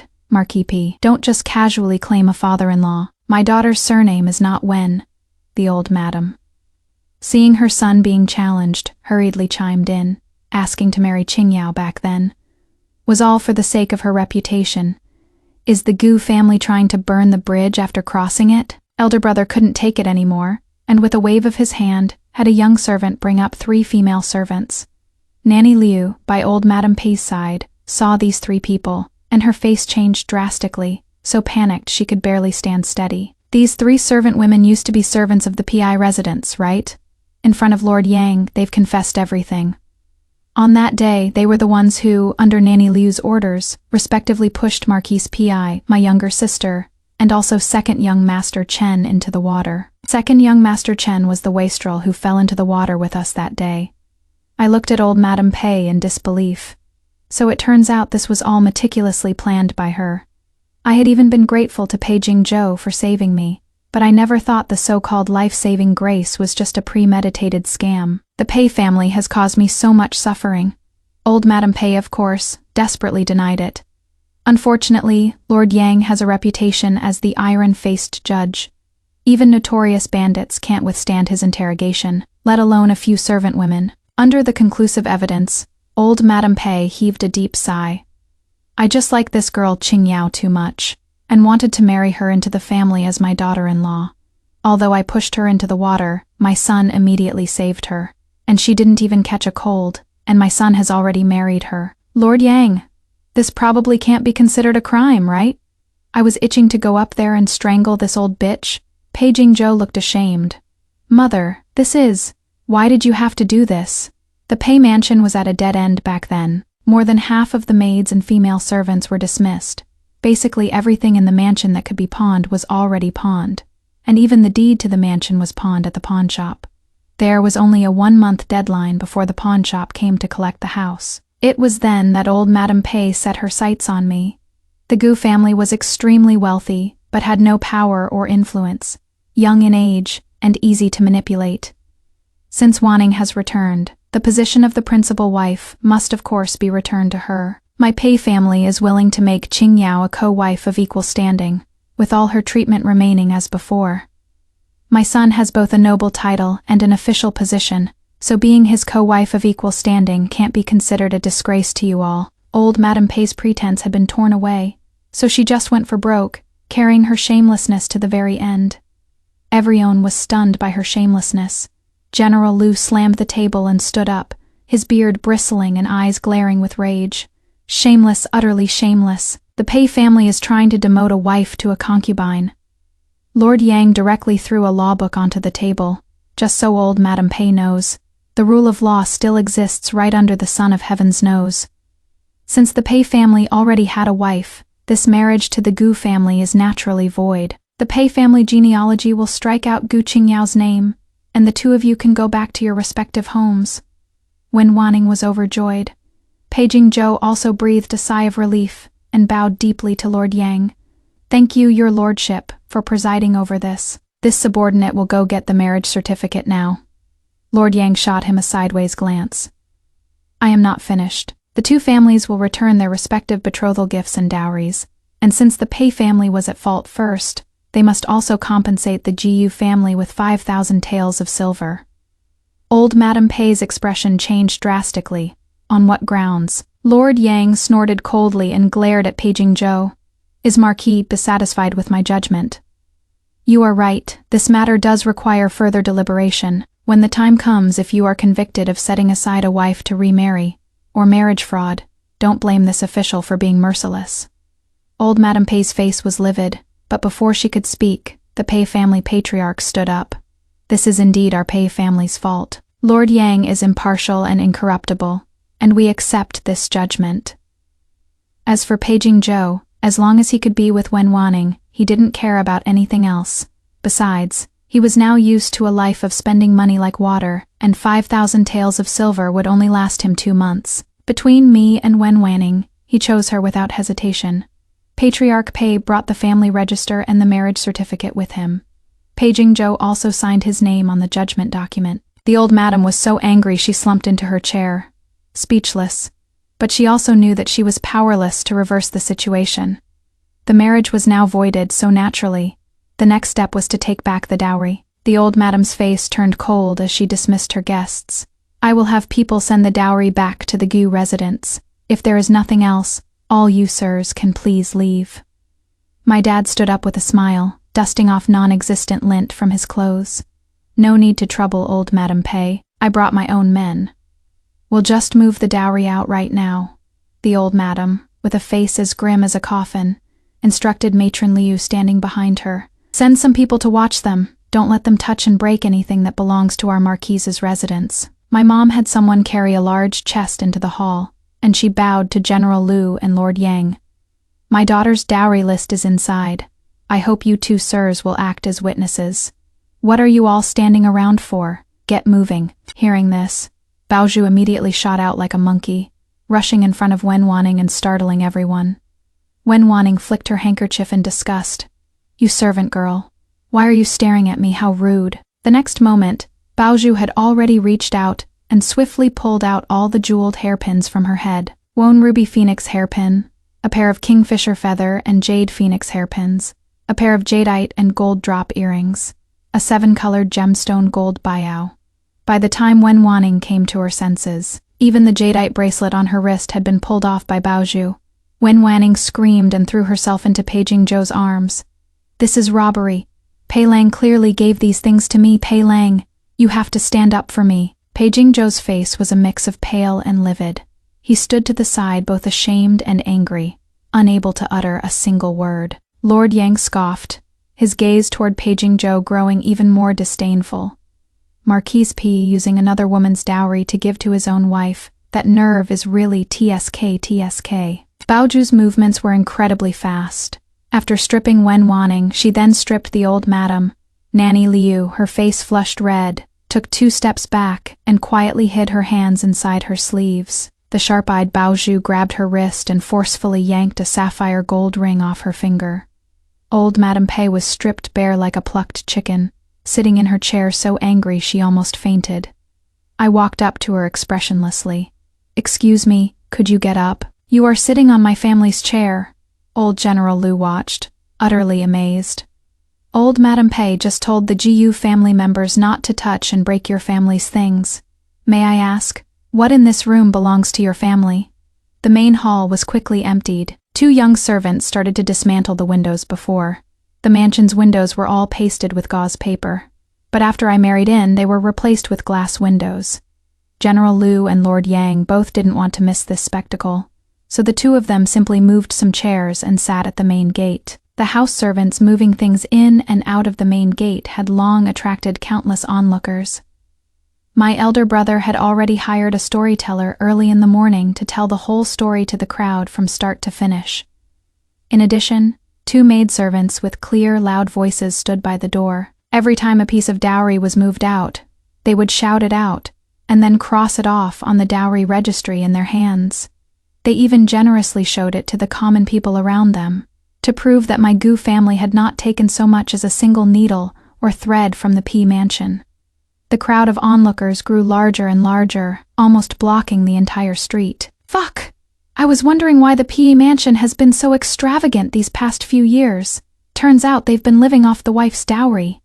The P family is so shameless to insidiously plot this marriage. Miss Gu married in with a 10-li-long dowry procession, and she can't even get to eat a meat dish for her birthday. That Peijing Zhou used to walk with his shoulders hunched, but now he walks with his chest puffed out.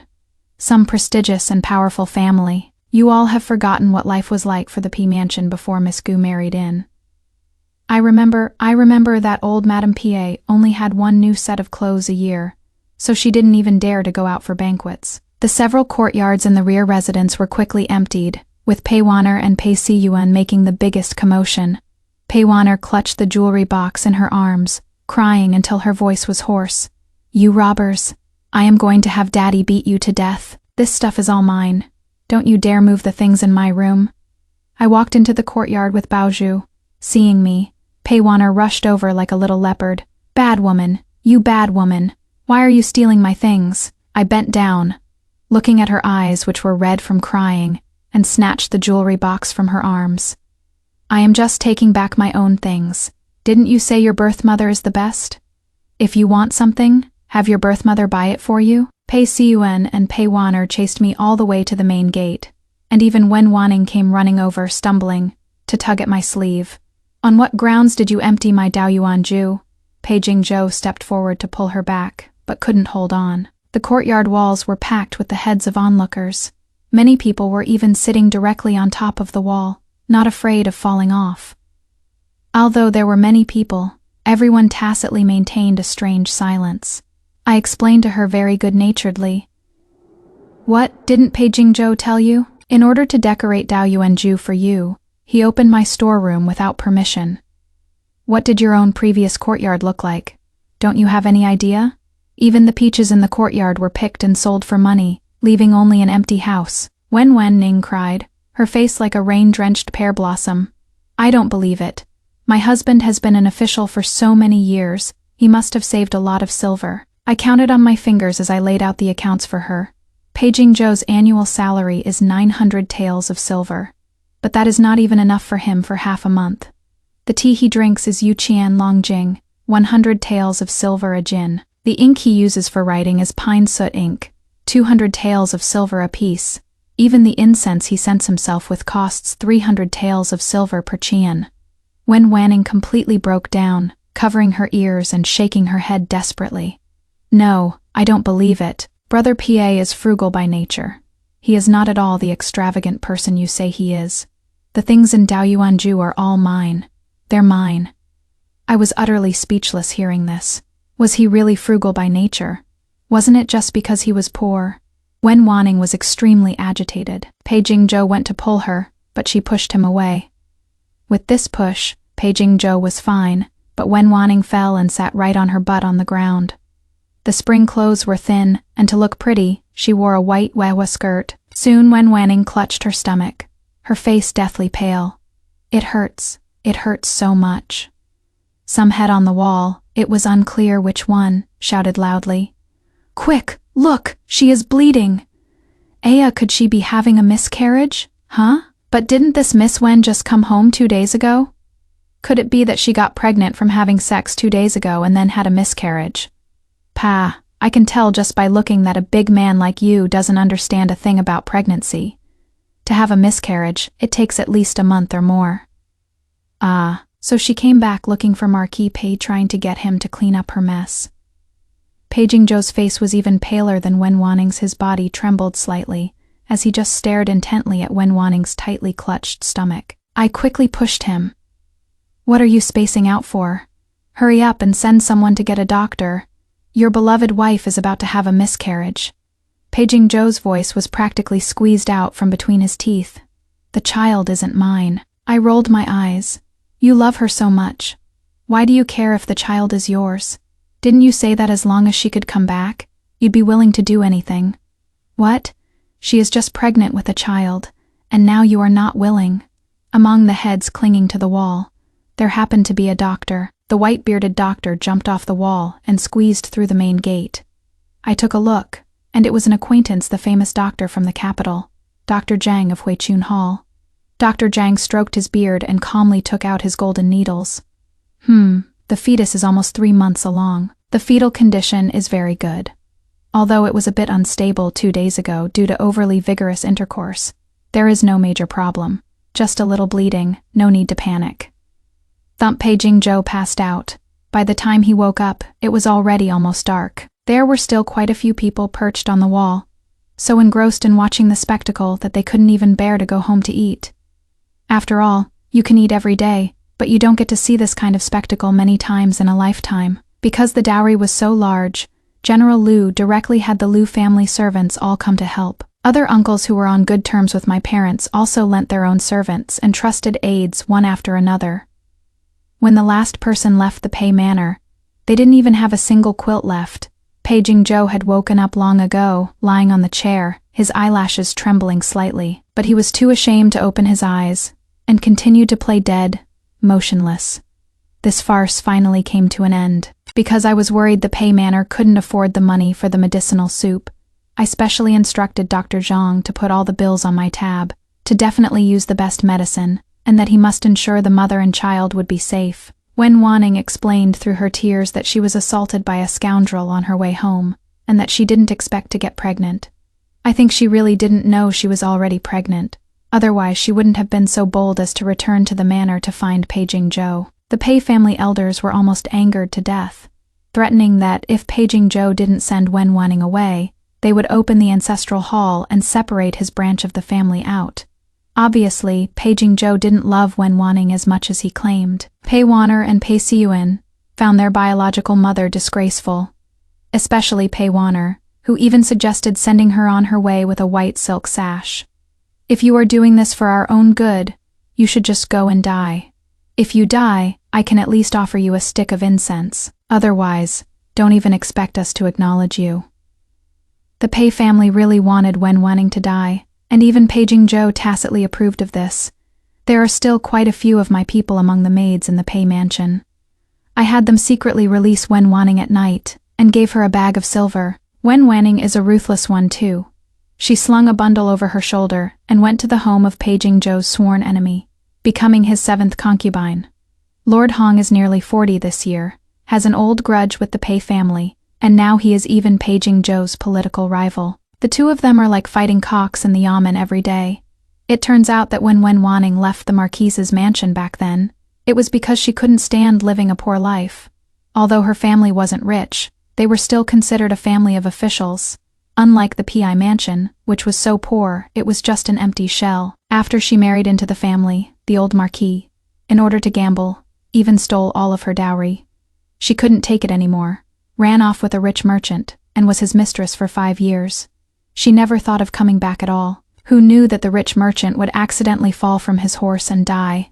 And the first wife brought her son and stormed her door, kicking her out of the house.